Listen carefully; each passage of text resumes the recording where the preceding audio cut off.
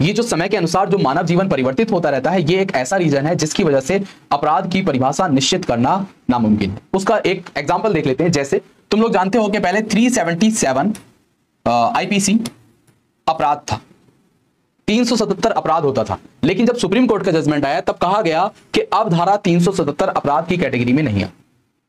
तो अब ऐसा क्या हो गया कि जो पहले अपराध होता था आज अपराध नहीं है। बहुत सारे ऐसे कृत्य हैं। 497 की अगर हम बात करें, 497 पहले अपराध था, अब अपराध की श्रेणी से बाहर है, अब अपराध नहीं है। तो अब अपराध को कैसे एक्सप्लेन किया जाए, किसको बताया जाए कि क्या चीज अपराध होगी। इसीलिए जितने भी जुरिस्ट हुए वो इस बात में असफल रहे।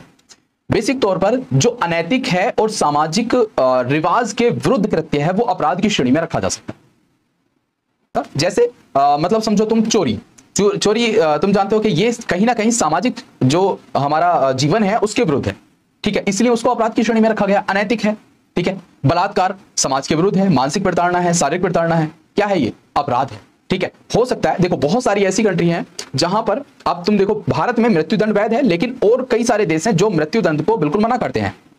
हाँ, बिल्कुल मना करते हैं, कहते हैं मृत्युदंड दिया जाना मानव जीवन के विरुद्ध है, ठीक है, मृत्युदंड किसी को भी नहीं दिया जाना चाहिए। तो ये एक अलग पर्सपेक्टिव है। सेम यही कंडीशन है कि भारत में जार कर्म को अब आकर हमने अबोलिश किया, हमने कहा कि जार कर्म अब भारत में अपराध नहीं है, लेकिन ये कृत्य विदेशों में ऐसे बहुत सारे कंट्री थे, ब्रिटेन था और ऑस्ट्रेलिया था, जहां पर पहले से ही इस कृत्य को कहा गया कि ये अपराध की श्रेणी में नहीं रहेगा, ठीक है।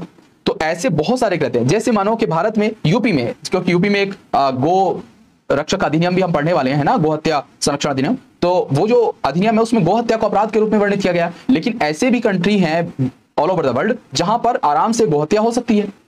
तो ये सामाजिक तौर पर जो अनैतिक कृत्य है वो अपराध की श्रेणी में आता है। इसीलिए आज तक अपराध की एक पर्टिकुलर डेफिनेशन नहीं स्थापित की जा सकी, लेकिन अपराध के लिए कुछ आवश्यक तत्वों की बात की गई।